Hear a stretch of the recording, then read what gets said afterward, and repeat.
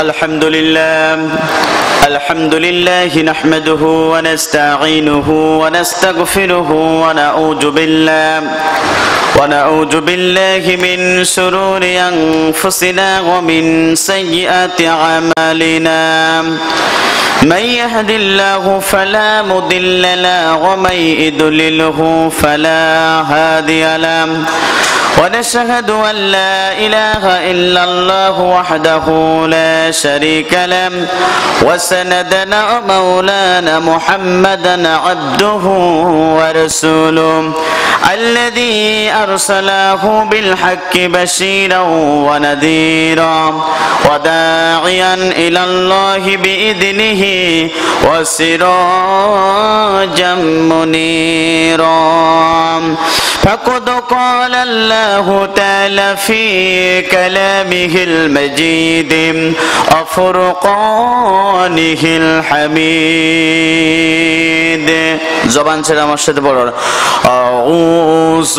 بالله من الشيطان الرجيم بسم الله الرحمن الرحيم لقد كان لكم في رسول الله أسوة حسنة إن الله وملائكته يصلون على النبي يا أيها الذين آمنوا صلوا عليه وسلموا تسليما درود اللهم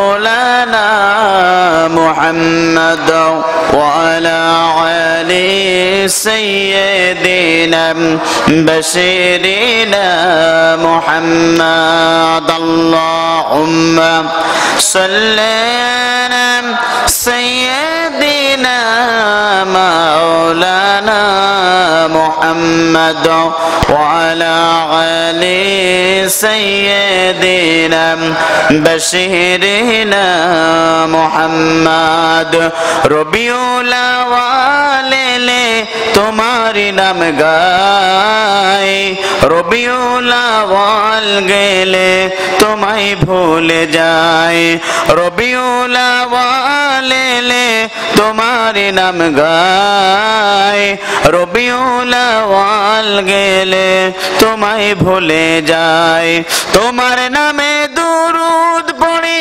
তোমার প্রেমে গোড়াগড়ি তোমার নামে দুরুদ পড়ি তোমার প্রেমে গোড়াগড়ি মুখে বলি ভালোবাসি মুখে বলি ভালোবাসি অন্তরেতে নাই রবিউল আওয়াল গেলে তোমায় ভুলে যায় রবিউল আওয়াল তোমারি নাম গায় রবিউল আওয়াল গেলে তোমায় ভুলে যায় আল্লাহুম্মা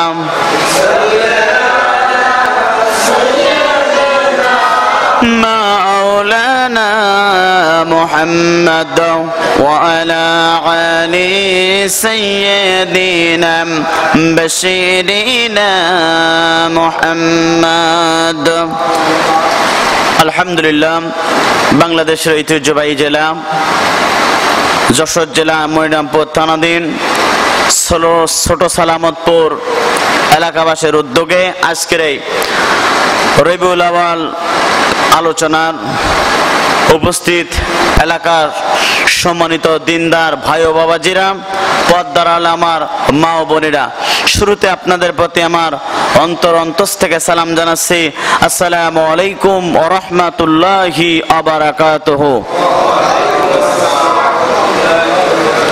সে মনিবের দরবারে শুকরিয়া আদায় করি যিনি আপনাকে আমাকে পৃথিবীর সমস্ত মানুষের জীবনযাত্রা যখন থমকে গেছে পৃথিবীর সমস্ত মানুষের যে কোন আল্লাহ সমস্ত ক্ষমতার মালিক এই শুভ উদ্যোগ তাদের মন থেকে সৃষ্টি হয়েছে। ঠিক সেই মুহূর্তে আখেরি জামানার নবী, বিশ্ব নবী জনাবে মুহাম্মদ সাল্লাল্লাহু আলাইহি সাল্লাম, যে নবী গোটা পৃথিবীতে কেবলমাত্র শুধুমাত্র সমস্ত নবীদের সর্দার, আখেরি জামানার নবী, এমন একটি সমাজে আল্লাহ রাব্বুল আমিন বিশ্ব নবীকে প্রেরণ করেছিলেন যে সমাজটা ছিল আয়ামে জাহিলাতপূর্ণ সমাজ, যে সমাজে নারী কোনো সতীত্বের গ্যারান্টি ছিল না, জোর যার ছিল, মূল্য তার ছিল।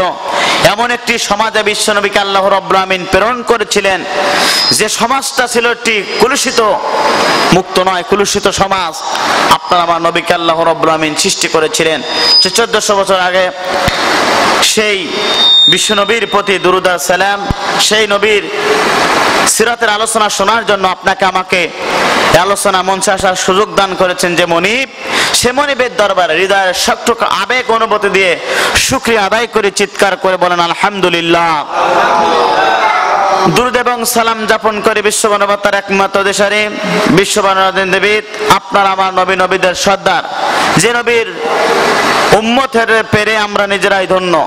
কেননা বিশ্বনবীর পূর্বে যত নবী রাসূল এসেছিলেন, পয়গম্বর এই পৃথিবীতে এসেছিলেন, সবার মনের কামনা বাসনা ছিল আমরা যদি নবী না হয়ে বিশ্বনবীর উম্মত হতে পারতাম তাহলে আল্লাহর তাআলার কাছে আমাদের মর্যাদা বেশি হতো।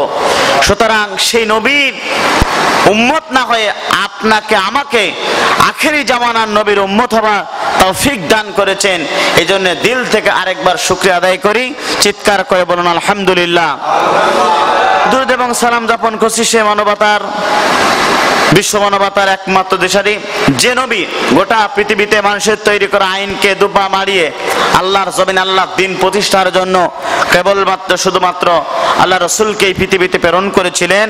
কিয়ামতের ময়দানে কঠিন মুসিবতের দিন, যেদিন ওই সূর্যগুলো মাথার উপরে চলে আসবে, জমিনগুলো তামা হয়ে যাবে, গুনাহগার ব্যক্তির জিহ্বাগুলো নাবিষ্টক ঝলে যাবে, কানতে কানতে চোখের পানি ফুরিয়ে যাবে, চোখ দিয়ে রক্ত প্রবাহিত হবে, পেটে বাচ্চা থাকবে, মা এবং মা বোনদের ওই কিয়ামত অনুষ্ঠিত হবার সঙ্গে সঙ্গে এমনিতেই গর্ভপাত হয়ে যাবে, এমন একটি দিন।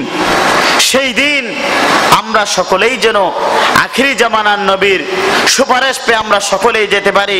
এই জন্য সে নবীর প্রতি দুরূদ আর সালাম সবাই বলি সাল্লাল্লাহু আলাইহি সাল্লাম। মাগফিরাত কামনা করি সেসব ভাইদের জন্য যারা তাদের জীবনটা ইসলামের জন্য দিয়েছেন, কোরআনের জন্য দিয়ে গোটা পৃথিবীতে যাদের নামগুলো স্বর্ণ অক্ষরে লেখা হয়েছে, জান্নাতের সর্বস্থানে মর্যাদা তাদের দান করুক, চিৎকার করে বলেন আল্লাহুম্মা আমিন। প্রিয় মুসল্লি কেরাম, প্রিয় বন্ধুরা, কোরআন প্রেমিক শ্রোতারা, আমি আপনাদের সম্মুখে কোরআন শরীফের 33 নম্বর সূরা আহজাবের 21 নম্বর আয়াত আমি আপনাদের সম্মুখে তেলাওয়াত করেছি। তেলাওয়াতকৃত আয়াতের উপরে কয়েকটা গুরুত্বপূর্ণ তথ্য এবং বিশ্বনবীর চারিত্রিক মর্যাদা সম্পর্কে দুই একটা কথা বলার জন্য আমার জবান থেকে বলার এবং আপনাদের সকলকে শোনার, সর্বোপরি আমাদের সকলকে আমল করার তৌফিক দান করুক, চিৎকার করে বলুন আল্লাহুম্মা আমিন। প্রিয় মুসল্লিবৃন্দ, প্রিয় কোরআন প্রেমিক শ্রোতারা, যেহেতু আল্লাহ পাক আয়াতের ভিতরে কি জানিয়ে দিচ্ছেন একটু আমরা লক্ষ্য করি। আল্লাহ পাক বলছেন অবশ্যই তোমাদের জন্য রাসূলের মধ্যে রয়েছে উত্তম আদর্শ। এই পৃথিবীতে যত প্রকার আদর্শ আছে আমরা অনেকের কাছ থেকে আদর্শ গ্রহণ করি যে ওই ভাইয়ের মতন চরিত্র, ফুলের মতন পবিত্র, কিন্তু না, এই পৃথিবীতে মুসলমানেরা তাকে অনুসরণ করবে, অনুকরণ করবে। তিনিই হচ্ছে সকল নবীদের সর্দার, দোজাহানের বাদশা, আপনার আমার নবী জনাবে মুহাম্মদ রাসূলুল্লাহ সাল্লাল্লাহু আলাইহি সাল্লাম।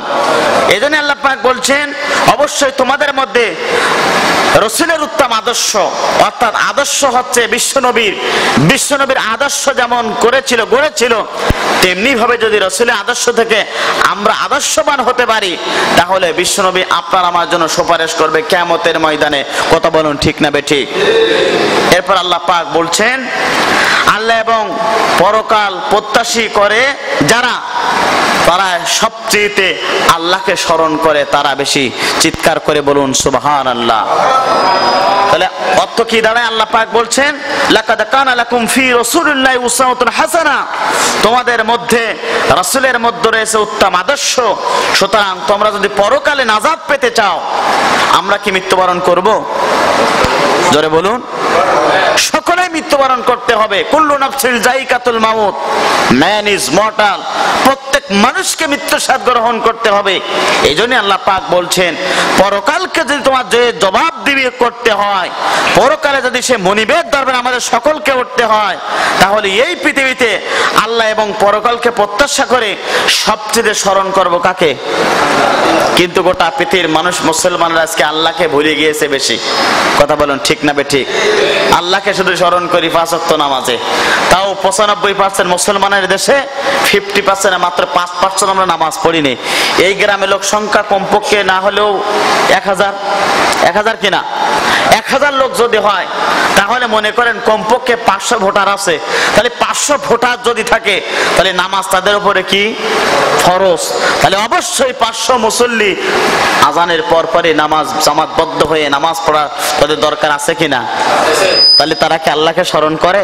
তারা মাঠে স্মরণ করে, বিপদে পড়লে স্মরণ করে, কিন্তু স্মরণ করা দরকার আছে মসজিদে এসে কাকে?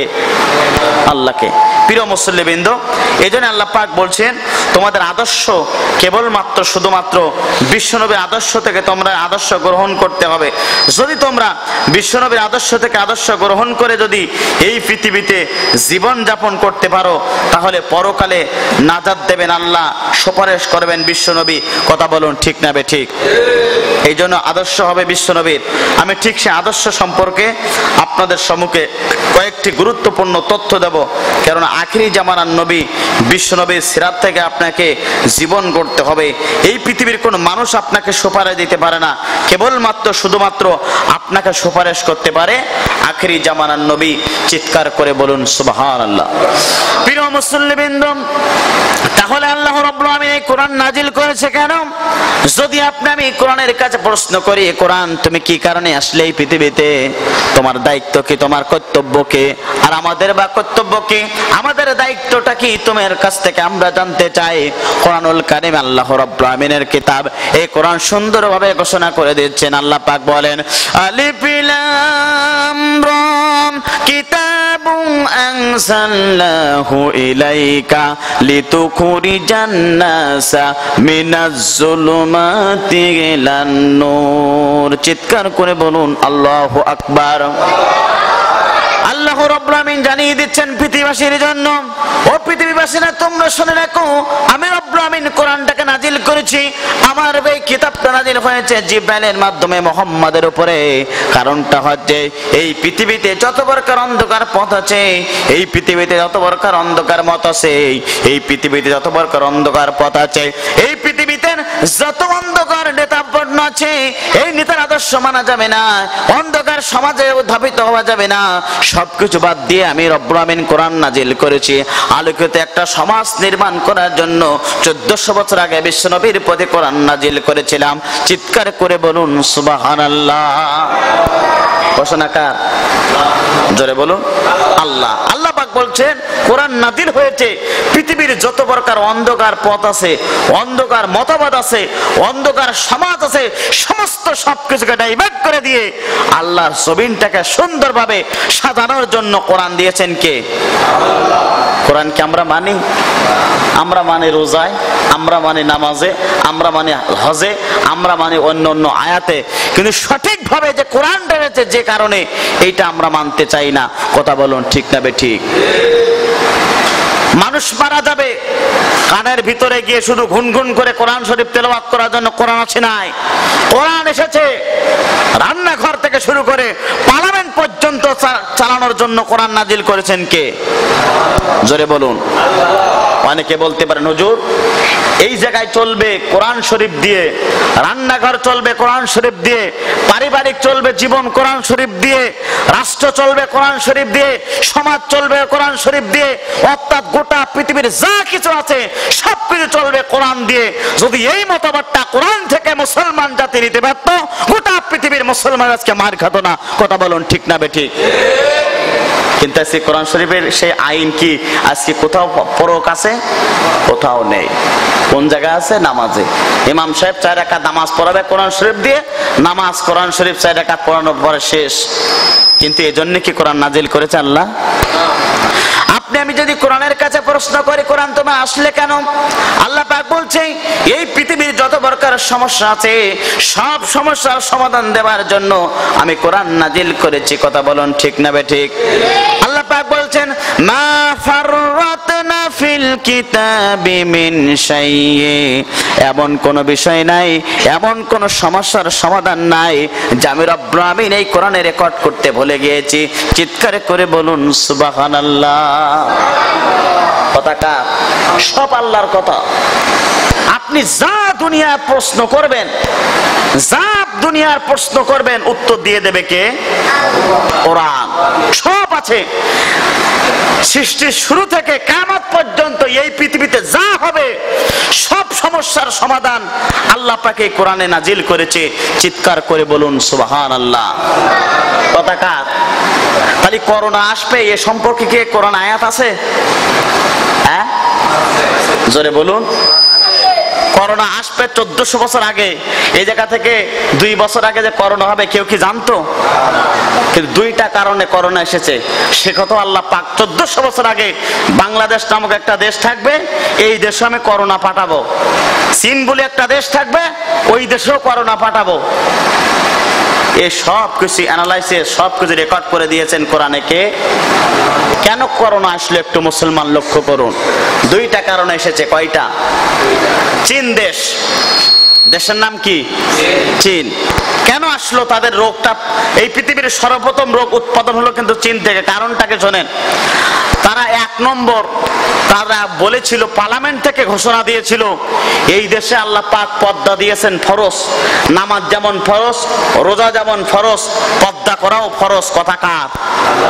জোরে বলুন। আমার সাথে একটু কথা বলার জন্য চেষ্টা করবেন।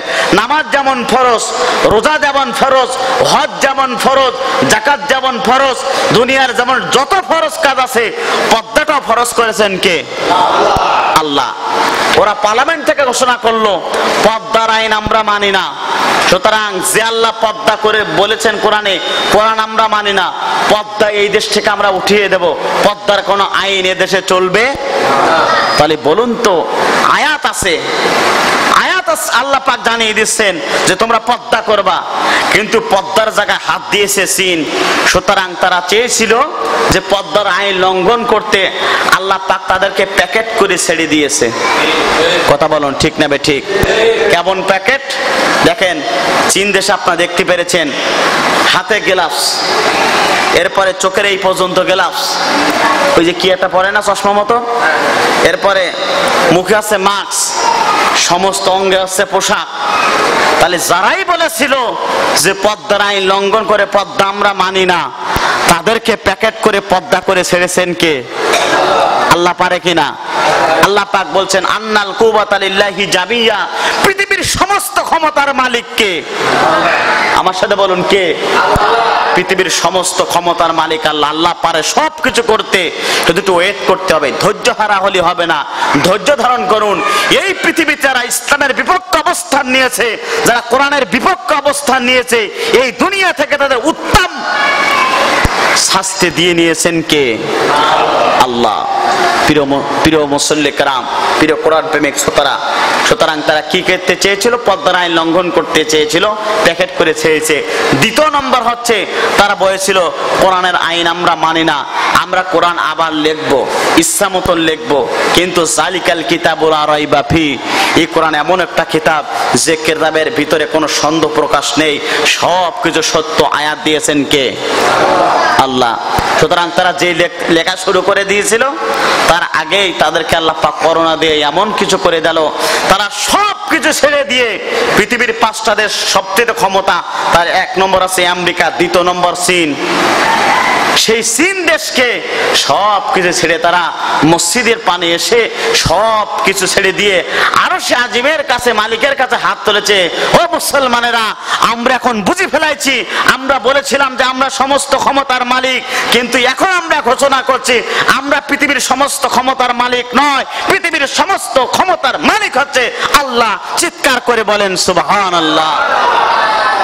আমেরিকা বলে আমাদের যে অ্যাটম বোম আছে, আমেরিকার এত শক্তি, আমেরিকার এত শক্তি, তাদের যে অ্যাটম বোম আছে গোটা পৃথিবী ধ্বংস করতে তাদের কাছে মানে 10 মিনিট সময় লাগবে না। সেই আমেরিকাও কিন্তু মাথা নত করেছে কার কাছে? ডোনাল্ড ট্রাম্প, সেও মাথা নত করেছে আল্লাহর কাছে যে আমাদের কোনো ক্ষমতা নেই, কিছুই নেই। ওষুধের দেশ নিউজিল্যান্ড, তারাও বলেছে আমাদের কোনো ক্ষমতা নেই, কিছুই নেই। সমস্ত ক্ষমতাকে, সমস্ত ক্ষমতার মালিককে আল্লাহ। অর্থাৎ গোটা পৃথিবীর, জাপান হচ্ছে প্রযুক্তিগত, অর্থাৎ বাংলাদেশে যত বড় প্রযুক্তি, লাইট, এই ফ্যান, যত যা কিছু হয়, বাংলাদেশে যত ইলেকট্রনিক যত জিনিস আছে সব উৎপাদন হয়েছে জাপান থেকে। এই জাপানারা বলেছে যে আমাদের কোনো ক্ষমতা নেই, কিছুই নেই। ওই দেশের বড় ব্যবসায়ীরা তারা করোনা নামক ভাইরাসে মৃত্যুবরণ করেছে। সুতরাং তারা কি হলো, সে দেশে বলেছে যে আমাদের কোনো ক্ষমতা নেই, সমস্ত ক্ষমতার মালিক হচ্ছে আরশ আজিমের মালিক। চিৎকার করে বলুন সুবহানাল্লাহ। আপনারা বলতে পারেন যে হুজুর তাহলে বাংলাদেশে আসলো কেন? বাংলাদেশে এসেছে 2টা কারণে। কয়টা? জোরে বলুন, আরো জোরে। 2টা। 1 নম্বর সূরা তাওবার 60 নম্বর আয়াতে বলছে, যখন রাসূলদের উপরে নির্যাতন করা হবে, যে সময় নায়েবে রাসূলদের উপরে নির্যাতন করা হবে, কটূক্তি করা হবে, ওই সময় ওয়ালাহুম আযাবুন আলীম, আমি ওই দেশে কষ্টদায়ক শাস্তি প্রয়োগ করব। কথা কার? অনেকে বলতে পারেন হুজুর রাসূল তো মারা গেছেন, নায়েবে রাসূল কারা? হকপন্থী আলেমরা হচ্ছে নায়েবে রাসূল। হকপন্থী আলেমরা হচ্ছে নায়েবে রাসূল, যারা আল্লাহর জমিনে কোরআন দিয়ে কথা বলে, যারা কোরআনের সমাজ গড়তে চায়, এরাই হচ্ছে হক আলেম।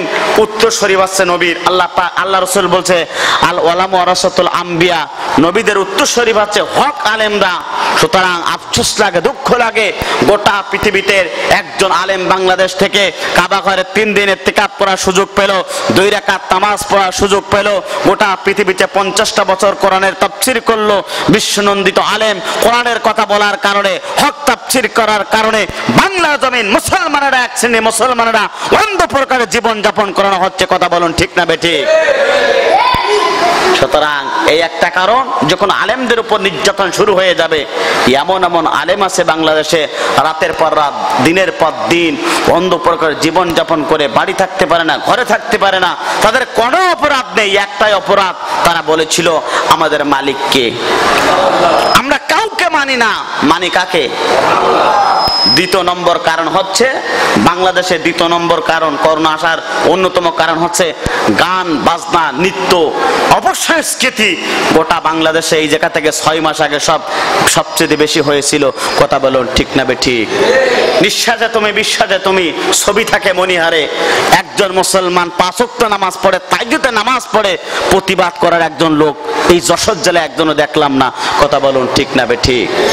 রাস্তায় রাস্তায় উলঙ্গ ভেড়া পাড়ার মতন ছবি থাকে, প্রতিবাদ কেউ করার সক্ষম হলো না।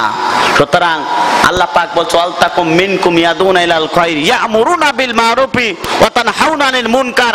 আমি রব্বুল আমিন তোমাদেরকে প্রেরণ করেছি সৎ কাজে আদেশ দিতে, অসৎ কাজের বাধা দিতে। সুতরাং বাংলাদেশে অসৎ কাজে আদেশ চলে, সৎ কাজের বাধা চলে। কথা বলুন ঠিক না বেঠিক? তাহলে যে সময় সৎ কাজে আদেশ বন্ধ হয়ে গেছে, এই অপসংস্কৃতি ছড়িয়ে গেছে, সুতরাং আজকে বাংলাদেশে এই 2টা কারণে করোনা আসলো। প্রিয় মুসল্লিবৃন্দ, প্রিয় কোরআন প্রেমিক শ্রোতারা, এই জন্য বলতে চাই আজকের আলোচনা থেকে যে এই 2টা কারণে বাংলাদেশে আজকে করোনা নামক ভাইরাস আসলো। আল্লাহ পাক যেন আপনাকে আমাকে আর কোনোদিন যেন এই 2টা কাজ আপনার আমার দ্বারা না হয়, দেশের জন্য না হয়, সেই তৌফিক দান করুক। চিৎকার করে বলেন আল্লাহুম্মা আমিন। তাহলে রাসূলের সিরাত সম্পর্কে আপনাদের সম্মুখে গুরুত্বপূর্ণ কিছু কথা বলবো। প্রিয় মুসল্লিবৃন্দ, প্রিয় মুসল্লি কেরাম, রাসূলের মর্যাদা আছে না নাই? জোরে বলুন। যদি আল্লাহকে পেতে চান অনুকরণ একজনকে করতে হবে, তিনি হচ্ছে আপনার আমার নবী। চিৎকার করে বলুন সুবহানাল্লাহ। কথাটা আল্লাহকে আমরা পেতে চাই, জোরে বলুন আল্লাহকে পেতে চাই, তাহলে এই পৃথিবীতে একজনকে অনুসরণ করা লাগবে। কাইকে? এই পৃথিবী আল্লাহকে যদি পেতে চান এই পৃথিবীতে একজনকে অনুকরণ করতে হবে, যিনি হচ্ছে আপনার আমার নবী। চিৎকার করে বলুন সুবহানাল্লাহ। তাহলে নবী কি বিড়ি খাইছে? হ্যাঁ, তাহলে আপনি কি বিড়ি খাবেন? জোরে বলুন। নবী কি বিড়ি খাইছে কোনদিন? ইন্নামাল খামরু ওয়াল মাইসিরু ওয়াল আনসাবু ওয়াজলামু রিজ্জুন মিন আমালিশ শাইতান ফাজতানিবুহু লাআল্লাকুম তুফলিহুন। আল্লাহ পাক বলেন মদ, জুয়া, লটারি যা আছে সব আমি হারাম করেছি। কথা কার? সূরা মাইদার 91 নম্বর আয়াত। তাহলে রাসূল বিড়ি খায়নি, সুতরাং আমি বিড়ি খাবো না। জোরে বলুন। রাসূল কি ওজনে কম দিয়েছে? তাহলে আমি ওজনে কাউকে কম দেব না। রাসূল কি এই পৃথিবীতে কারো মানুষের আইল ঠেলিছে? তাহলে আপনি আমি কি আইল ঠেলতে পারবো না। অনুকরণ কেমন একটু বোঝাচ্ছে। অর্থাৎ রাসূল যা করেছেন 63 বছর জীবনে আপনি আমি যদি করতে পারি, তাহলে আল্লাহ পাক বলছেন যদি তোমরা আমাকে পেতে চাও রাসূলকে অনুসরণ করো। রাসূলকে অনুসরণ করতে পারলে ও মুসলমান তোমরা আল্লাহকে পেয়ে যাবে। চিৎকার করে বলুন সুবহানাল্লাহ। আল্লাহ পাক বলছেন কুল ইন কুনতুম তুহিব্বুনাল্লাহু ফাত্তাবিউনি ইউহিব্বুকুমুল্লাহু ওয়া ইয়াগফিরু লাকুম যুনুবাকুম আল্লাহু গফুরুর রহিম। চিৎকার করে বলেন আল্লাহু আকবার। আল্লাহ রাব্বুল আলামিন জানিয়ে দিচ্ছেন যদি তোমরা আল্লাহকে পেতে চাও, তাহলে তোমরা রাসূলকে অনুকরণ করো। যদি তোমরা রাসূলকে অনুকরণ করতে পারো তাহলে তোমরা আমাকে পেয়ে যাবে। পৃথিবীর মুসলমান শুনে রাখুন, রাসূলকে যদি অনুকরণ করতে পারে আল্লাহ পাক আয়াতের ভিতরে জানিয়ে দিচ্ছেন পৃথিবীর সমস্ত সব গুনাহ খাতাগুলোকে আল্লাহ পাক মাফ করে দেবে। রাসূলকে অনুসরণ করতে পারলে গুনাহ খাতা মাফ করে দেবেন কে? আল্লাহ। আয়াতটা যখন নাযিল হলো বিশ্বনবীর কাছে একজন সাহাবী চলে আসলেন, ইয়া রাসূলুল্লাহ হাবিবাল্লাহ, আমি কিভাবে অনুকরণ করব আপনার কাছে জানতে চাই। বিশ্বনবী সাহাবাইকে জিজ্ঞাসা করে বললেন, সাহাবী তুমি কি পরকালের জন্য কি উপার্জন করেছো তোমার কাছে জানতে চাই। সঙ্গে সঙ্গে রাসূলের প্রিয় সাহাবী রাসূলকে বললেন, ইয়া রাসূলুল্লাহ হাবিবাল্লাহ, আমি যতদিন পর্যন্ত জীবিত আছি ততদিন পর্যন্ত 5 ওয়াক্ত নামাজ আদায় করেছি। বিশ্বনবী খুশি হয়ে গেলেন, সঙ্গে সঙ্গে বলেন, ইয়া রাসূলুল্লাহ হাবিবাল্লাহ, আমি যতদিন আমার নামাজ ফরজ হয়েছে নামাজ আদায় করেছি, যতদিন আমার রোজা ফরজ হয়েছে রোজা আদায় করেছি। ইয়া রাসূলুল্লাহ হাবিবাল্লাহ, দুনিয়ার যত ভালো ভালো কাজ আছে, যত ইবাদত আছে, সমস্ত কাজগুলো আমি করেছি, আমি কি মৃত্যুর পরে আল্লাহর জান্নাত পেয়ে যাব? বিশ্বনবী সঙ্গে সঙ্গে সাহাবাইকে লক্ষ্য করে বলল, সাহাবাই তুমি শুনে রাখো, তুমি কিয়ামতের জন্য কি উপার্জন করেছো তোমার কাছে জানতে চাই। সঙ্গে সঙ্গে সাহাবী বলল, ইয়া রাসূলুল্লাহ হাবিবাল্লাহ, আমি নামাজ আদায় করেছি, রোজা রেখেছি, আরো ভালো ভালো আমল করেছি, কিন্তু শুধু তাই না, একটা কাজের সঙ্গে সঙ্গে আখিরি জামানার নবী বিশ্বনবীকে সব কিছু চেয়ে বেশি মহব্বত করেছি। চিৎকার করে বলুন সুবহানাল্লাহ। প্রিয় মুসল্লিবৃন্দ, তাহলে কিয়ামত আমাদের জন্য অবশ্য অবধারিত। কিয়ামতের ময়দানে আমাদের সকলকে উঠতে হবে। সুতরাং এই রোজা, এই নামাজ, এই সবকিছু ইবাদত দিয়ে আল্লাহর দরবারে আমাদের উঠতে হবে। কিন্তু সব অপেক্ষায় সবকিছু করাও লাগবে, রাসূলের অনুকরণ করতে হবে। আপনি আমি যদি রাসূলের অনুসরণ করতে পারি, অনুকরণ করতে পারি, কিয়ামতের ময়দানে কঠিন মুসিবতের দিনে বিশ্বনবী আপনার আমার জন্য সুপারিশ করবে। চিৎকার করে বলুন সুবহানাল্লাহ। তাহলে অনুকরণ কাকে করতে হবে? বিশ্বনবীকে। তাহলে প্রিয় মুসল্লিবৃন্দ, আমরা অনুসরণ করি পৃথিবীর একজন নেতা, যে নেতার কাছে গেলে আপনি নিজেই জানেন রাত 12টা পরে এক বোতল করে ঝাড়ে, ওই নেতা আপনার কিয়ামতের ময়দানে চিনবে না। ঠিক, ওই নেতা আপনাকে নেতাকে ভুলে যাবে, ওই নেতা জাহান্নামে চলে যাবে। যে নেতা আদর্শ মানবেন, যে নেতা জানেন রাত 12টার পরে এক বোতল ঝাড়ে, যে নেতা নামাজ পড়ে না, যে নেতা রোজা রাখে না, যে নেতা কোরআনের পক্ষে থাকে না, যে নেতা আল্লাহর জমিন আল্লাহর দিন প্রতিষ্ঠা হোক এটা যারা চাই না, ওই নেতা আদর্শ হতে পারে না। কেবলমাত্র শুধুমাত্র মুসলমানের নেতা হচ্ছে জনাবে মুহাম্মদ রাসূলুল্লাহ সাল্লাল্লাহু আলাইহি সাল্লাম। কথা বলুন ঠিক না বেঠিক? কারণ সেই নবীর পূর্বের পরের সমস্ত গুনাহ খাতা মাফ করেছেন কে? জোরে বলুন। আল্লাহ পাক সবকিছুকে মাফ করে দিয়েছেন যে নবী, ওই নবীর অনুকরণ করতে পারলে কিয়ামতের ময়দানে ওই রাসূল আপনার জন্য সুপারিশ করবে। চিৎকার করে বলুন সুবহানাল্লাহ। কেমন সুপারিশ করবে একটু লক্ষ্য করুন। কিয়ামত যখন অনুষ্ঠিত হবে সবাই বলবে আমরা আদম আলাইহিস সালাতু ওয়াস সালামের কাছে যাই, যিনি হচ্ছে পৃথিবীর সর্বমানব, পৃথিবীর প্রথম মানব। আমরা আদমের কাছে গেলে মনে হয় সুপারিশ পেয়ে যাব। আদমের কাছে যাওয়া হবে, আদম সবাইকে বলবে তোমরা যে আমার কাছে এসেছো আল্লাহর কাছে সুপারিশ করবো তোমাদের জন্য, কিন্তু তোমরা কি জানো আমি দুনিয়াতে একটা ভুল করেছিলাম। কয়টা? একটা ভুল করেছিলাম। আমার এই ভুলের কারণে আল্লাহ পাক আমাকে মাফ করবে কিনা আমি জানি না, তোমাদের জন্য আর কি সুপারিশ করব। তোমরা চলে যাও ইব্রাহিম নবীর কাছে। কোন নবীর কাছে? তাহলে আদম আলাইহিস সালাতু ওয়াস সালাম ফেল মেরে যাবেন। আদম আলাইহিস সালাতু ওয়াস সালাম সুপারিশ করার ক্ষমতা থাকবে না। প্রিয় মুসল্লিবৃন্দ, তাহলে লক্ষ্য করুন, আদম আলাইহিস সালাতু ওয়াস সালাম আপনাকে আমাকে ফিরিয়ে দেবে। এরপরে কি হবে? ইব্রাহিম নবীর কাছে যাওয়া হবে। ইব্রাহিম নবী এবার বলবে তোমরা তো বলছো আল্লাহর কাছে সুপারিশ করার জন্য দুনিয়াতে আমি একটি ভুল করেছিলাম। ভুলটা ছিল আমার পিতা আজর, সে মূর্তি পূজা করত। নিজের পিতা, আমি ছিলাম ইসলামের পক্ষে, আমি ছিলাম আমার আল্লাহর পক্ষে। আল্লাহর পক্ষে মানার কারণে আমাকে পরীক্ষা দিতে হয়েছিল, আগুনের ভিতরে পড়েছিল, কত নির্যাতন হয়েছি। 99টা পরীক্ষা আমি দিয়েছি, প্রত্যেকটা পরীক্ষা আমি উত্তীর্ণ হয়েছি। কিন্তু তোমরা কি জানো না, আমার নিজের আপন পিতা আজর মুক্তি বানাতো, মুক্তির কাছে মাথা নত করতো।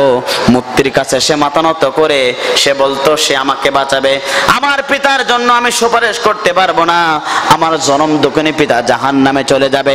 সুতরাং আমি দুনিয়াতে ভুল করেছিলাম, সুতরাং আমি কিন্তু সেদিনকে সুপারিশ করার সমর্থ হব না। তোমরা চলে যাও নূহ আলাইহিস সালাতু ওয়াস সালামের কাছে। সকলেই দৌড়াতে থাকবে নূহের কাছে।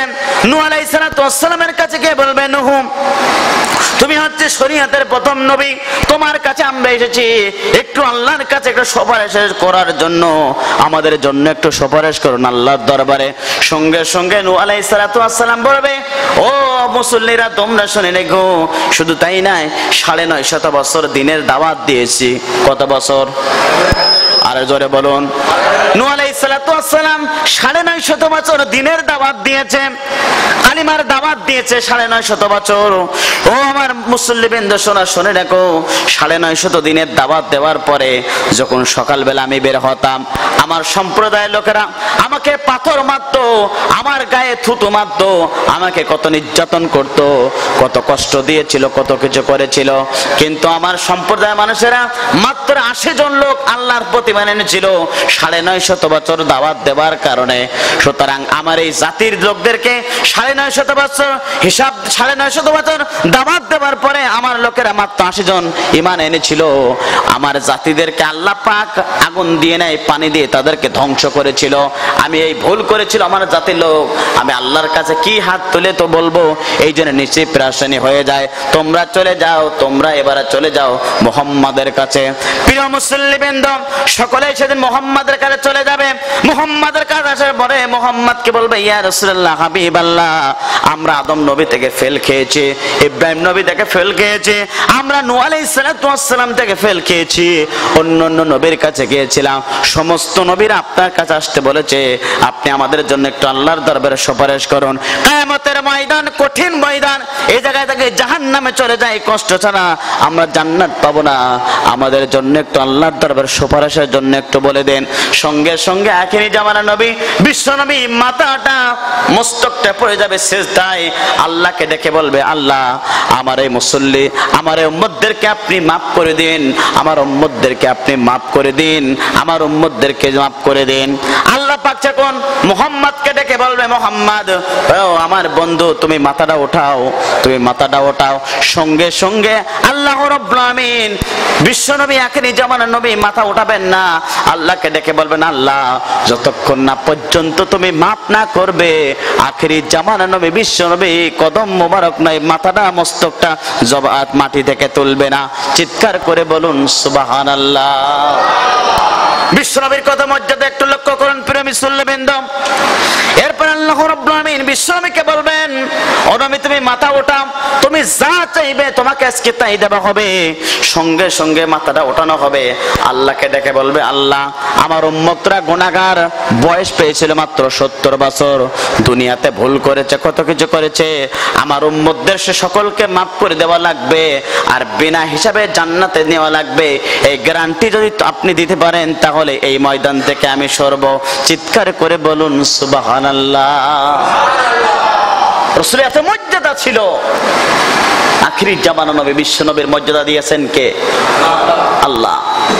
বিশ্বনবী মসজিদে নববীতে একদিন ঢুকলেন, মসজিদে নববীতে একদিন ঢুকলেন, সমস্ত নবীদের উম্মতরা আলোচনা করছেন, যা রাসূলের সাহাবায়ে কেরামরা আলোচনা করছেন। আদম আলাইহিস সালাতু ওয়াস সালাম অনেক শক্তিশালী একজন মানুষ ছিল। আদম আলাইহিস সালাতু ওয়াস সালাম ভালো ছিল, অনেক মর্যাদা ছিল তার। অনেক সাহাবীরা বলছে নূহ আলাইহিস সালাতু ওয়াস সালামের অনেক ক্ষমতা ছিল, অনেক কিছু ছিল, 950 বছর জীবিত ছিল। এরপরে অনেক সাহাবায়ে কেরামরা বলবেন ঈসা আলাইহিস সালাতু ওয়াস সালাম পিতা ছাড়া নবী এসেছেন একজন, নাম তার ছিল ঈসা। ঈসা আলাইহিস সালাতু ওয়াস সালাম ভালো ছিল। এমনি ভাবে অনেক অনেক মানে আপনার নবীদের মর্যাদা সম্পর্কে বলা হবে। বিশ্ব নবী সাহাবায়ে কেরামদেরকে লক্ষ্য করে বলছে, ও আমার সাহাবায়ে কেরামরা, তোমরা তো সমস্ত নবীদের মর্যাদা সম্পর্কে শুনেছো, এবার আমার কাছে কি একটু মর্যাদা সম্পর্কে জানতে চাও? সঙ্গে সঙ্গে সাহাবায়ে কেরামরা বলেন, ইয়া রাসূলুল্লাহ হাবিবাল্লাহ আপনি বলুন মর্যাদা কি? সঙ্গে সঙ্গে বিশ্ব নবী সাহাবায়ে কেরামদেরকে লক্ষ্য করে বলল, সাহাবায়ে কেরামরা তোমরা শুনে রাখো, ইব্রাহিম হচ্ছে খলিলুল্লাহ। ইব্রাহিম কি? খলিলুল্লাহ, নিচে থেকে উপরে ওঠে, আল্লাহর বন্ধু। ইব্রাহিম হচ্ছে খলিলুল্লাহ, আল্লাহর বন্ধু। আর বিশ্ব নবী হচ্ছে হাবিবুল্লাহ, মানে আল্লাহর বন্ধু বিশ্ব নবী। চিৎকার করে বলেন সুবহানাল্লাহ। খলিলুল্লাহ মানে ইব্রাহিমের সাথে আল্লাহর সম্পর্ক, আর হাবিবুল্লাহ মানে আল্লাহর সম্পর্কে বিশ্ব নবীর সম্পর্ক। চিৎকার করে বলুন সুবহানাল্লাহ। এত মর্যাদা দিয়েছেন আখেরি জামানা নবী বিশ্ব নবী। সেই নবীর উম্মত হতে পেরে খুশি না বেজা? কিন্তু দুনিয়াতে সেই নবীর কাজ করা লাগবে। সে নবীর কাজ ছিল কি? রাসূলকে আল্লাহ পাক মিশন দিয়েছিলেন, তার 2টা নম্বর মিশন গুরুত্বপূর্ণ। কয়টা? জোরে বলুন। 1 নম্বর মিশন হচ্ছে এই পৃথিবীতে যত প্রকার তাগুত আছে সমস্ত তাগুতকে বর্জন করে আল্লাহর প্রতি ঈমান আনতে হবে। এই মিশনটা আল্লাহ পাক তার রাসূলকে দিয়েছিলেন। চিৎকার করে বলুন সুবহানাল্লাহ। তাগুতকে বর্জন করতে হবে, আল্লাহর প্রতি ঈমান আনতে হবে। কথা কার? 1 নম্বর মিশন। তাহলে রাসূলকে যে মিশন দিয়েছে ওই মিশন আপনার আমার দরকার আছে কি না নাই? জোরে বলুন। যেহেতু আমরা আল্লাহ রাসূলের অনুকরণ করব, কথা বলুন ঠিক না বেঠিক? আল্লাহ পাক বলছেন, ওয়ালাকাদ বাসনা ফি কুল্লি উম্মাতির রাসূল আনি ইবুদুল্লাহ ওয়াজতানিবুত তাগুত। 1 নম্বর মিশন হচ্ছে এই পৃথিবীতে যত প্রকার রাসূল এবং পয়গম্বরকে আল্লাহ রাব্বুল আমিন প্রেরণ করেছিল, প্রত্যেক নবীর মিশন ছিল, দাওয়াত ছিল একটাই, অর্থাৎ ওয়ালাকাদ বাসনা ফি কুল্লি উম্মাতির রাসূল। প্রত্যেকটা নবী রাসূলের মিশন ছিল একটাই। একটা মিশন হচ্ছে তাগুতকে বর্জন করা, আল্লাহর প্রতি ঈমান আনা। কথা কার? জোরে বলুন। আল্লাহ পাক সূরা নাহলের 36 নম্বর আয়াতে এই জন্য বলে দিয়েছেন। তাহলে বিশ্বনবীর মিশন ছিল যত প্রকার তাগুত আছে তাগুতকে বর্জন করে আল্লাহর প্রতি ঈমান আনা। সুতরাং আল্লাহ রাসূলের উম্মত হিসাবে আমাদের দরকার আছে কিনা নাই? জোরে বলুন। তাগুত কি? তাগুত হচ্ছে নিজে আল্লাহর আইন মানে না, আর অপরকে আল্লাহর আইন মানতে দেয়, এরম কাজ দুনিয়াতে আছে না নাই? বাংলাদেশ চলে তাগুতের আইন দিয়ে। বাংলাদেশ চলে কি দিয়ে? তাগুতের আইন দিয়ে।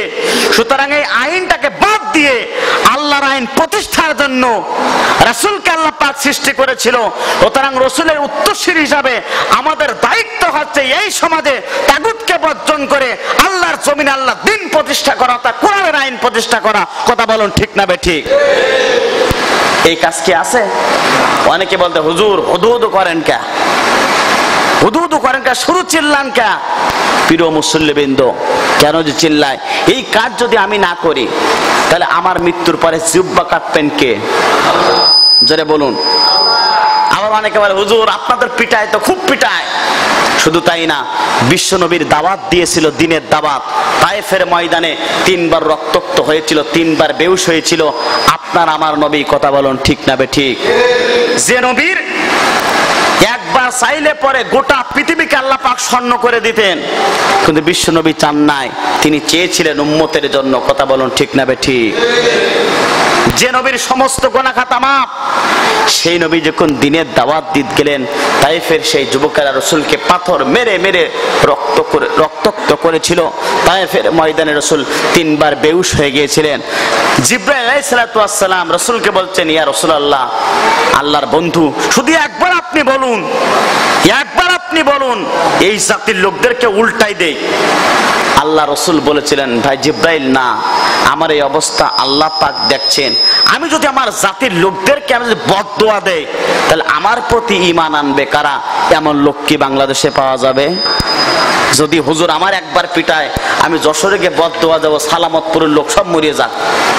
কথা বলুন ঠিক না বেঠিক? কত ধৈর্যশীল ছিলেন আপনার আমার নবী। দেখেন সেই নবীর চরিত্র, সেই নবীর আদর্শ, সেই নবীর অনুকরণ যদি আপনি আমি করতে পারি, জান্নাত দেবেন কে? গুনাহ খাতা মাফ করবেন কে? সে আপনার আমার নবী। সেই রাসূল যখন দিনের দাওয়াত দিয়েছেন, মিথ্যা মামলাকে দীর্ঘ 29টি মাস কারাবরণ করেছিল আপনার আমার নবী। যে নবী জেলখানার ভিতরে কোনো খাদ্য খাবার দেওয়া হতো না, খাবারের অভাবে বিশ্বনবীর আপন চাচা তারা গাছের লতা পাতা খেয়েছে। ছাগল যেমন ছোট ছোট দানার মতন বাথরুম করে, রসুলের প্রিয় রসুল করিম সাল্লাল্লাহু আলাইহি ওয়াসাল্লাম তার আত্মস্বজনরা এমন বাথরুম হয়েছে। গাছের ছাল খেয়েছেন, পাতা খেয়েছেন, লতা খেয়েছেন, কিন্তু দিনের দাওয়াত থেকে চুল পরিমাণ সরে দাঁড়ায় নাই। চিৎকার করে বলুন সুবহানাল্লাহ। আপনার আমার নবী যদি এই অবস্থা হয়, আপনি ভালো মন্দ খানার বাড়িতে ঘুমান আর বলেন মৃত্যুর পরে রাসূল আমার সুপারিশ করবে। দুনিয়াতে রাসূলের বিপক্ষে অবস্থান নেন, দল দাড়ি যা কিছু করেন সব রাসূলের বিপক্ষে, সব বিপক্ষে। একটা কাজ রাসূলের বিপক্ষে হয় না। আপনি নামাজ পড়েন এমনিতেই, রাসূল যে কাজগুলা করেছেন আপনি সেই কাজ একটাও করেন না। মৃত্যুর পরে বলেন মিল্লাতে রাসূলুল্লাহ, সারা জীবন করলেন আমার বিরোধিতা। আর আপনি যদি কেন হুজুর মৃত্যুর পরে একটু সুপারিশ করেন, আমি কি হুজুর সুপারিশ করব? জোরে বলুন। তাহলে এই দুনিয়াতে আল্লাহর বিপক্ষে অবস্থান নেন, রাসূলের বিপক্ষে কাজ কাম করেন, মৃত্যুর পরে কি আল্লাহ আপনাকে চিনবে? রাসূলও চিনবে না, আল্লাহও চিনবে না। মরি দেখো বাটাম আল্লাহ খুলবে। কথা বলুন ঠিক না বেঠিক? এই জন্যে দুনিয়াতে এখনো সজাগ হন।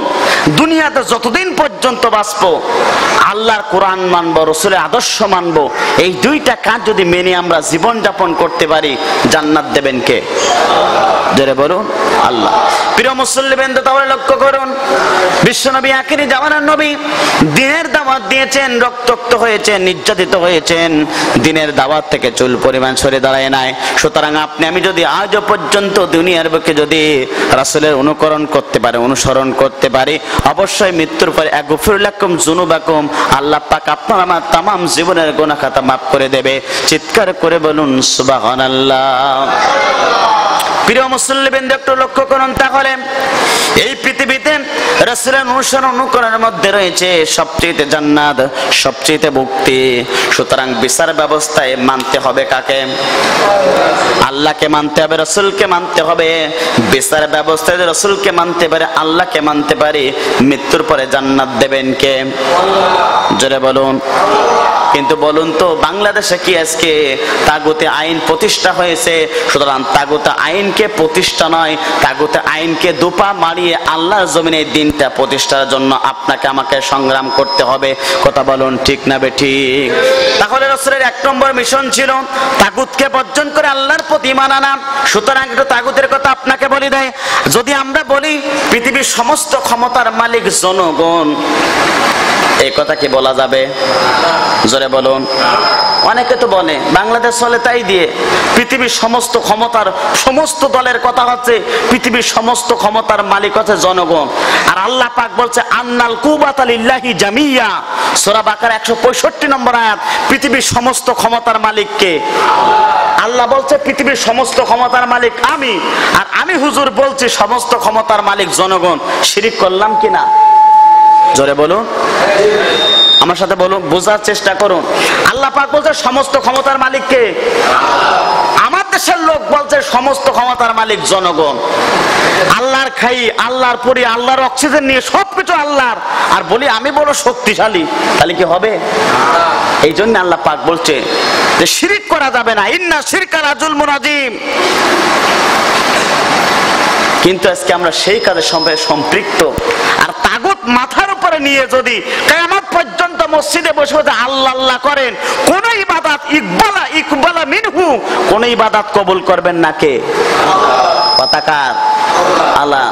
ওয়া ইয়াবতাগি গায়রাল ইসলামি দীনান ফালাই ইকবালা মিনহু ওয়া হুয়া ফিল আখিরাতি মিনাল খাসিরিন। কথাকার ইসলাম বাদ দিয়ে, কোরআন বাদ দিয়ে যদি তারা বলে আমরা সবচেয়ে ক্ষমতা, আমরা সবকিছু, তাই পৃথিবীর মুসলমানদেরকে আল্লাহ পাক বলছেন ইসলাম বাদ দিয়ে, সবকিছু বাদ দিয়ে যদি এই কথা বলে, ওরা যত ইবাদত করবে, যা কিছু করবে, আখিরাতে সবচেয়ে ক্ষতিগ্রস্ত ব্যক্তির ভিতরে অন্তর্ভুক্ত হবে। কথা বলুন ঠিক না বেঠিক? কথাটা আমাদের জীবনে ইসলাম, সমাজে ইসলাম, আমাদের দেহটা ইসলাম দিয়ে সাজাতে হবে। কথা বলুন ঠিক না বেঠিক? প্রিয় মুসল্লিবৃন্দ, তাহলে আল্লাহ পাক বলছেন সমস্ত ক্ষমতার মালিক আল্লাহ, এটা বিশ্বাস স্থাপন করতে হবে। সুতরাং যারা বলে সমস্ত ক্ষমতার মালিক জনগণ, এই কথা বলে যারা জীবন যাপন করে, খানায় কাবায় যদি প্রত্যেক বছর একবার করে হজ করে, 30 দিন রোজা রাখে, ফজরের নামাজ পড়ে, 365 দিন কোরআন শরীফ তেলাওয়াত করে, আর ওরা যদি সমস্ত ক্ষমতার মালিক জনগণ এই কথা বিশ্বাস স্থাপন করে যদি কিয়ামত পর্যন্ত হায়াত পেয়ে, কিয়ামত পর্যন্ত রোজা, কিয়ামত পর্যন্ত হজ, কিয়ামত পর্যন্ত মসজিদ বানানো, কিয়ামত পর্যন্ত যা কিছু করে, ইকবালা মিনহু, কোন ইবাদত আল্লাহ পাক গ্রহণ করবে না। কথা বলুন ঠিক না বেঠিক? আমার কথা না আল্লাহর কথা? সব আল্লাহর কথা। একটু পড়ুন, কোরআন পড়ুন, সব উত্তর আপনি পেয়ে যাবেন। তাহলে 1 নম্বর, তাগুতকে বর্জন করার জন্য আল্লাহ পাক তার রাসূলকে প্রেরণ করেছিল। 2 নম্বর, আল্লাহ পাক তার রাসূলকে প্রেরণ করেছিল এই দিন বিজয় করার জন্য। কি দিন? জোরে বলুন, কি দিন?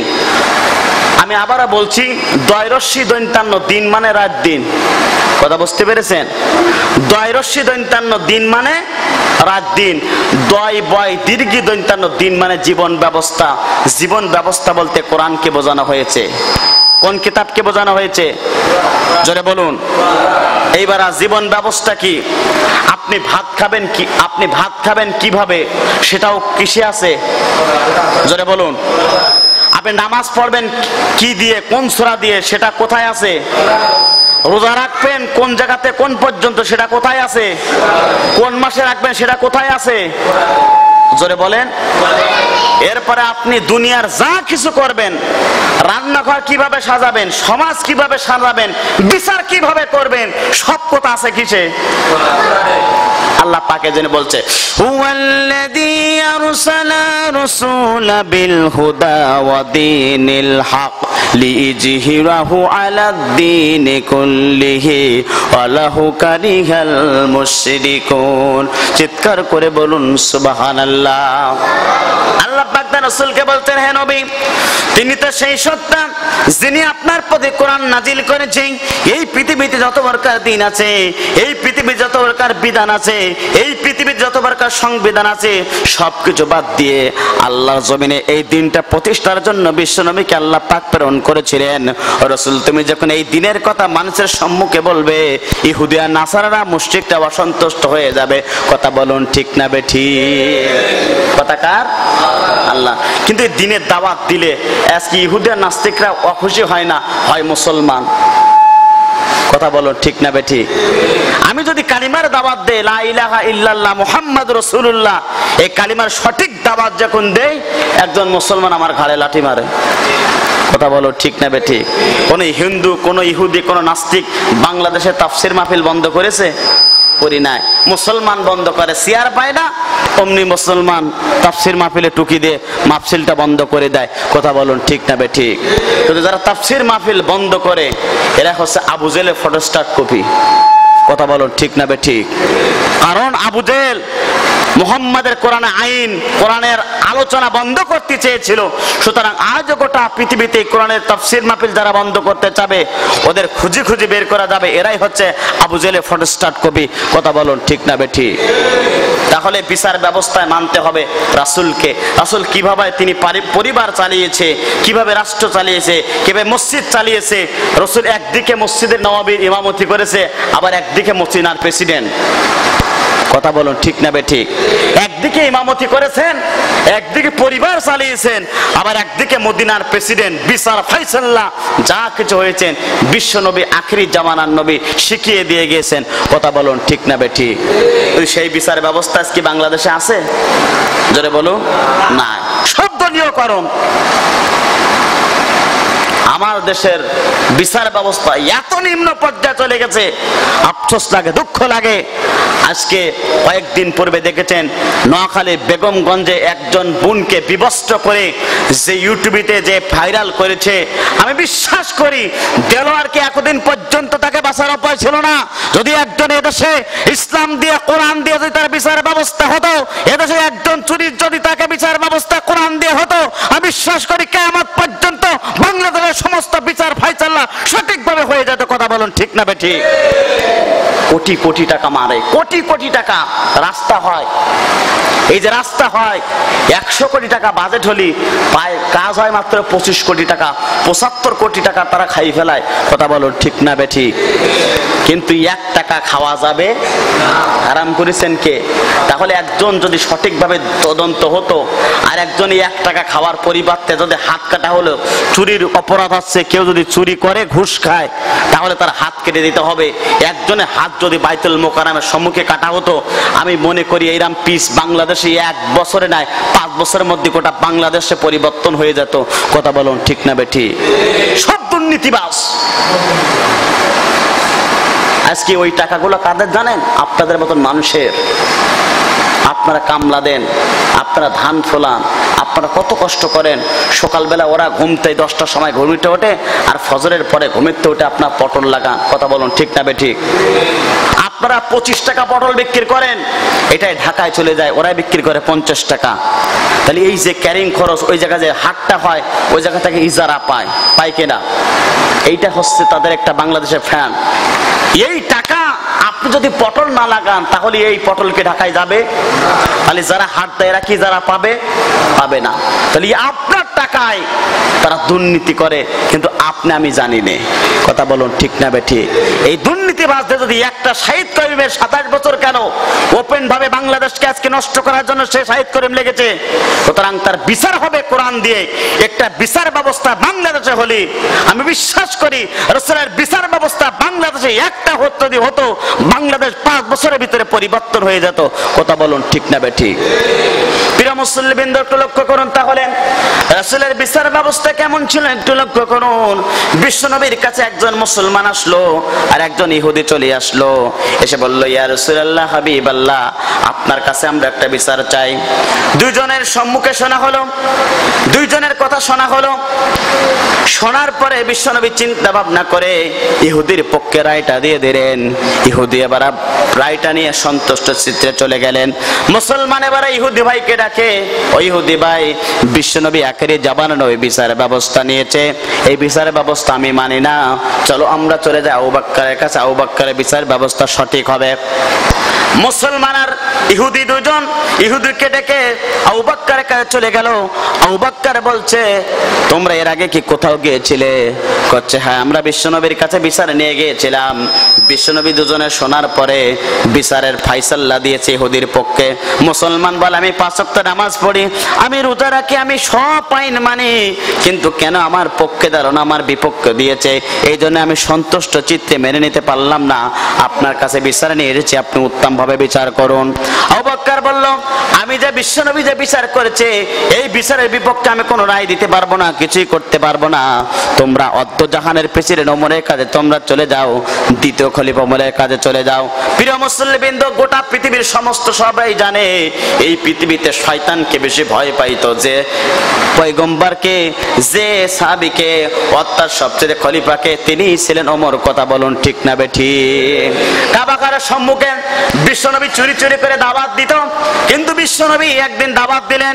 ওমর দাওয়াত গ্রহণ করার পরে বিশ্বনবীকে বললেন ইয়া রাসূলুল্লাহ, হাবিবাল্লাহ, কেন আপনি গোপনে দাওয়াত দেন? আজকে চলুন কাবা ঘরে আমি মিছিল করব, কাবা ঘরে আমি দিনের দাওয়াত দেব। আমার রাঙ্গা তরবারের সামনে কোন বাপের সাহস আছে একটা কথা বলবে? একটা কথা বললে আমি ওমর তার কাল্লা উড়িয়ে দেব, এমন সাহস ছিল ওমরের। চিৎকার করে বলুন সুবহানাল্লাহ। বিচারটা নিয়ে ওমরের কাছে চলে গেলেন। ওমর এবারে কত সুন্দরভাবে বিচার করছেন, প্রিয় মুসলিম একটু লক্ষ্য করুন। বিচারটা যখন ওমরের কাছে নিয়ে যাওয়া হলো, দুইজনকে শোনা হলো। ওমর এবার বলল আমার কাছ কি তোমরা প্রথম এসেছো না ইতিপূর্বে তোমরা কারো কাছে গিয়েছিলে? মুসলমান এবার বলে, মুসলমান সাহেব বললে ওমর ইতিপূর্বে আমাদের কাছে আমরা চলে গিয়েছিলাম বিশ্বনবীর কাছে। বিশ্বনবীকে যখন বিচারে নিয়ে গেলাম, তিনি বিচারে ফাইসাল্লা দিয়েছে, আমি নামাজ পড়ি, রোজা রাখি, আমি কত কিছু করি, কিন্তু আমার পক্ষে বিচারেদের ফাইসাল্লা দিল না, আমার পক্ষে দিল না, আমার বিপক্ষে দিয়েছে, ইহুদির পক্ষে দিয়েছে। এরপর আমরা গিয়েছিলাম আবু বকরের কাছে, আবু বকর বিচার করতে পারলো না, আপনার কাছে এসেছি উত্তম বিচার পাওয়ার জন্য। সঙ্গে সঙ্গে ওমর রাদিয়াল্লাহু তাআলা আনহু বলল ও দুইজন, তোমরা দুইজন দাঁড়াও, ওমর তো সঠিক বিচার করতে পারে সঠিকভাবে। ওমর ঘরে গেলেন, কোষবদ্ধ একটি তরবারি নিয়ে আসলেন, ইহুদির সম্মুখে মুসলমানকে একটা আঘাত করে মাথাটা শিরশ্ছেদ করে দুনিয়ার মাঝ থেকে বিদায় গ্রহণ করলেন। এই 30 ইহুদি দেখে দৌড়াতে দৌড়াতে বাড়ি চলে গেলেন। বাড়ি চলে যাবার পরে দরজাটা দিলেন, কাঁপতে কাঁপতে ঘরের ভিতরে বসে আছেন। এই সংবাদ চলে গেল, সব জায়গায় চলে গেল ওমর একজন মুসলমানকে হত্যা করেছে, ওমর একজন মুসলমানকে হত্যা করেছে, ওমর একজন মুসলমানকে হত্যা করেছে। এরপরে কি হলো একটু লক্ষ্য করুন। এরপরে তার যত লোকজন ছিল ওই মুসলমানের সমস্ত সকলে এরপরে চলে গেল বিশ্বনবীর কাছে, ওমর কেন আমাদের ভাইকে হত্যা করেছে, বিচার দিলাম ওমরের পক্ষে না বিপক্ষে। ওমরের পক্ষে মামলা করলো বিশ্বনবীর কাছে। বিশ্বনবী হতভম্ব হয়ে গেলেন, বিশ্বনবী চিন্তিত হয়ে গেলেন, এখন কি রায় দেব আমি তো কিছুই বলতে পারি না। আয়াত নাজিল করে আল্লাহ রাব্বুল আমিন জানিয়ে দিয়েছেন ফালা ওয়া রাব্বিকা লা ইউমিনু হাত্তা ইউহাক্কিমুকা ফীমা শাজারা সুম্মা লা ইয়াজিদু হারাজাম মিম্মা কাদাইতা ওয়া ইউসাল্লিমু তাসলিমা। চিৎকার করে বলুন আল্লাহু আকবার। তোমার রবের কসম, ফালাওয়া রব্বিকা, তোমার রবের কসম, তোমার রবের কসম, তোমার রবের কসম, যতক্ষণ না পর্যন্ত বিশ্বনবীর বিচার ব্যবস্থারা মেনে নিতে পারবে না সন্তুষ্ট চিত্রে, আল্লাহ পাক বলছেন ওরা মুমিন থাকতে পারে না। ওরা কিন্তু মুমিন থাকে না, ওরা মুনাফিক হয়ে যায়। কথা বলুন ঠিক না বেঠিক? কথা কার? ফালাওয়া রব্বিকা লা ইউমিনু হাত্তা ইউহাক্কিমুকা ফীমা শাজারা সুম্মা লা ইয়াজিদু হারাজাম মিম্মা কাদাইতা ওয়া ইউসাল্লিমু তাসলিমা। তোমার রবের কসম, যতক্ষণ না পর্যন্ত বিচার ব্যবস্থা বিশ্বনবীর বিচার যারা পছন্দ করে না ওরা মুসলমান হতে পারে না। কথা কার? জোরে বলুন। তাহলে বিশ্বনবী যে বিচারের রায় দিয়েছিল মুসলমান সন্তুষ্ট চিত্রে মেনে নিতে পারলো না। সুতরাং আল্লাহ পাক বলছেন যারা রাসূলের বিচারের ব্যবস্থা পছন্দ করে না, সন্তুষ্ট চিত্তে মেনে নিতে পারে না, ওরা মুসলমান থাকে না, মুনাফিক হয়ে যায়। সুতরাং মুনাফিককে মারার অর্ডার কোরআনে আছে। কথা বলুন ঠিক না বেঠিক? এই 12 রবিউল আউয়াল আসে, জিলাপি খায়, মিলাদ পড়ি চলে যায়। এই কি শিক্ষা? শিক্ষা এটাই হবে, আতিউল্লাহ আতিউর রাসূল, আনুগত্য করব আল্লাহ, আনুগত্য করব রাসূলের। এই দুইটা সিদ্ধান্ত যদি আজকের এই আলোচনা থেকে নিতে পারি আর জীবন যাপন করতে পারি, আমাদের কিয়ামতের ময়দানে নাজাত পেতে পারি। কথা বলুন ঠিক না বেঠিক? তাহলে আমরা আনুগত্য করব কার? জোরে বলুন। কোরআনে যা বলেছে আপনাকে আমাকে ইচ্ছা অনিচ্ছায় মেনে নিতে হবে। সামিনা ওয়া আতানা, কোরআন যা বলেছে আপনাকে মেনে নিতে হবে, কোনো প্রকার মত খাড়া করলে হবে? জোরে বলুন। কোরআনে যা বলেছে, কোরআনে বলেছে এই কাজ করা যাবে না, আপনি ওই কাজ করতে পারবেন না। কথা বলুন ঠিক না বেঠিক? তাহলে জুমার নামাজের দিন যদি আপনি বলেন যে ইমাম সাহেব প্রত্যেক জুমাতে আসে, 2 রাকাতের জায়গায় যদি 3 রাকাত পড়ে সওয়াবও হবে, নেকিও হবে, বলুন তো ইমাম সাহেবের ওই 3 রাকাতকে আপনারা মেনে নেবেন? জোরে বলুন। কেন নেবেন না? আল্লাহ পাক হুকুম দিয়েছে 2 রাকাত। কথা বলুন ঠিক না বেঠিক? তাহলে আল্লাহ পাক যা বলেছে, যত আইন দিয়েছে কোরআনে, সব আইনকে মানার জন্য চেষ্টা করতে হবে, কোন প্রকার মতামত খাড়া করলে হবে না। দ্বিতীয় নম্বর, আনুগত্য হবে রাসূলের। আমরা রাসূলকে মহব্বত করব, অর্থাৎ রাসূল জীবনযাত্রা যেমন সাজাইছে আমরা আমাদের পরিবারের সাথে ভালো ব্যবহার করব, আমরা যেভাবে চলবো, রাসূল যে কাজগুলো করেছেন, রাসূল কোনো মানুষকে কষ্ট দেয় নাই, আমরা আমাদের জবান দিয়ে কোনো মানুষকে কষ্ট দেওয়া যাবে না। রাসূল কোনো মানুষকে থাপ্পড় মানি নাই, আমরা কোনো মানুষকে থাপ্পড় মারবো না। রাসূল কোনো মানুষকে জোরপূর্বক কোনো খারাপ কথা জবান দিয়ে বলি নাই, আমরা জবান দিয়ে কোনো মানুষকে খারাপ কথা বলবো না। রাসূল দুনিয়াতে মহব্বত করেছেন, ছোট বাচ্চাদেরকে আপনার ভালোবেসেছেন, বড়দেরকে সম্মান করেছেন, আমরা ছোটদেরকে ভালোবাসবো, বড়দেরকে সম্মান করব। আসুন আজকের আলোচনা থেকে এটাই শিক্ষা গ্রহণ করি, আমরা যদি এই শিক্ষা গ্রহণ করি বাকি জীবনটার জন্য চালাতে পারি, সেই তৌফিক দান করুক। চিৎকার করে বলেন আল্লাহুম্মা আমিন। প্রিয় মুসলিম, তাহলে আসুন আমরা রবিউল আউয়ালের শিক্ষা, আল্লাহ পাক যা বলেছে ইচ্ছা অনিচ্ছায় মেনে নেব, রাসূলের আনুগত্য করব, রাসূল যে কাজগুলো করেছে আমরা করব। রাসূল 5 ওয়াক্ত নামাজ পড়েছে, আমরা 5 ওয়াক্ত নামাজ পড়ব। রাসূল রোজা রেখেছে, আমরা রোজা রাখবো। রাসূল ভালো ভালো কাজ করেছে, আমরা ভালো ভালো কাজ করব। রাসূল যা করেছে আমরা দুনিয়াতে মৃত্যুর আগ পর্যন্ত এই কাজগুলা করব। আসুন আমরা যদি এই কাজগুলা করতে পারি, তাহলে আমরা দুনিয়াতেও শান্তি পাবো, আখিরাতেও মুক্তি পাবো। আল্লাহ রাব্বুল আমিন আপনাকে আমাকে যেন এই আলোচনা থেকে যেন আমি আগে মানতে পারি, সর্বোপরি আমরা সকলেই যেন মানতে পারি, সেই তৌফিক দান করুক।